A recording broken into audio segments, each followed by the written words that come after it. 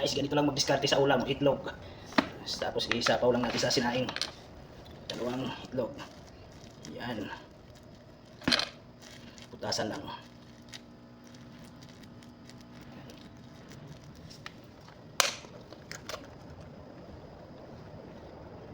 Para tipid sa pagsaing. Hindi na kailangan ng mantika.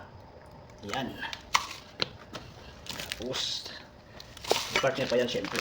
Ito. Lagyan natin sa gilid. Sabay-sabay na ang luto niyan.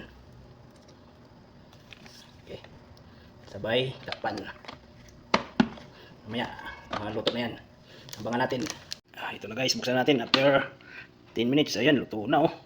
Ayos. Sarap. Oh, yan luto na. Buo. Tapos ito.